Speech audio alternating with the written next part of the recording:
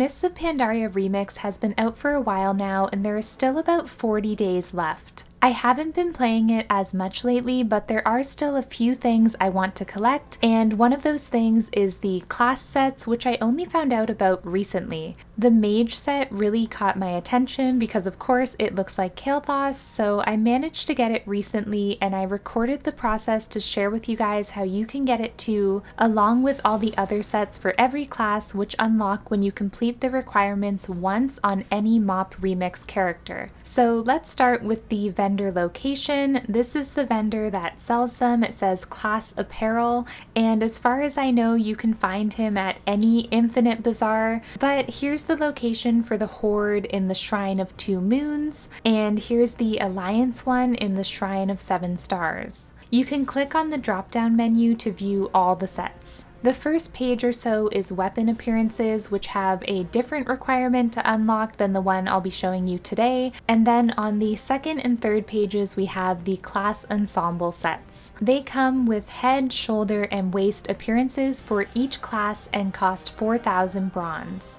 To unlock them, you need to complete the Landfall Achievement, which is a pretty long story quest chain. You'll get access to the first quest called Meet the Scout at level 20 on any MoP Remix character, so even if you haven't made a MoP Remix character yet, if you've been scared to try it, go ahead and make one. You start at level 10, so it won't take long to get to level 20, but of course if you have a different MoP Remix character, even if they're higher than level 20, you can do it on them as well. This is where you start the quest Meet the Scout for the Horde, and this is where you start it for the Alliance. I personally did this on the Horde side, so if you're Alliance, yours might look a little bit different than the footage I'm showing you, but same idea. Just follow the quest line. It took me a few hours to complete. It's pretty long. If you're ever unsure about the next quest to do, just open your quest log or map and it will tell you what quest to do next to continue the quest line. It mostly involves going back and forth between different zones throughout Pandaria and then going back to Krasarang Wilds.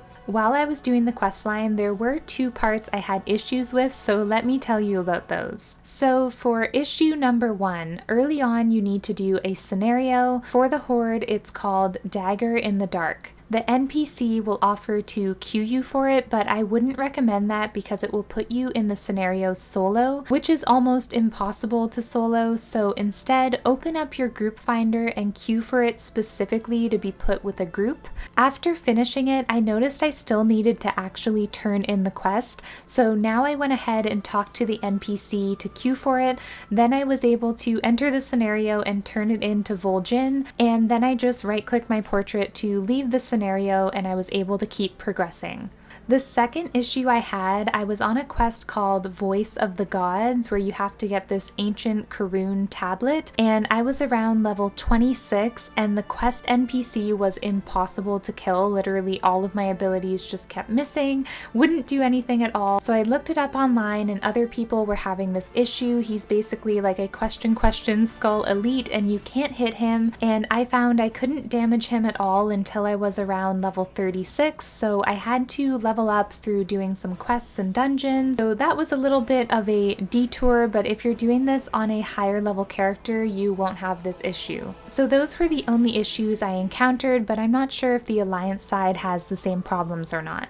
Anyways, after a few hours of doing this questline, I finally made it to the end. Turning in the last quest completed the Landfall Achievement, which actually requires completing at least 2 achievements within the achievement. There's the campaign itself, and then either reaching exalted or killing some rares in Krasarang Wilds, but I was exalted by the end of the questline anyways, so likely you will be too and you don't need to worry about killing the rares. Upon completing the achievement, I was immediately rewarded with my Mage Ensemble class set. I didn't even have to go to the vendor and buy it with bronze. So technically you could do this Landfall Achievement questline on every class to get the set for free, but it's a ridiculously long questline, so I wouldn't recommend that. Instead, now that you've completed the achievement once on one character, you can now buy the sets for 4,000 bronze each per character. Just make sure to buy them on the correct class because I'm 99% 99% sure they don't carry over if you buy them on like a different character and hope that like they'll go to your other class. I'm pretty sure that doesn't work. I am super thrilled with my mage set. I love this Kael'thas transmog I put together, which is basically a combination of the class set as well as the Blood Elf Heritage armor. I think I'm interested in getting the Warlock set and maybe the Druid set, but beyond that, I'm not too obsessed with the others. But let me know in the comments which ones you like and you're gonna go for. So that's everything I have for you today. I hope this helped anyone who didn't know about these sets. Go get them. I think I'll be working on the Isle of Thunder achievement next because I want the mage weapons and maybe a few others. So maybe I'll do another video updating you guys on that one as well. But anyways, I hope you guys have a great day and I'll see you next time. Bye!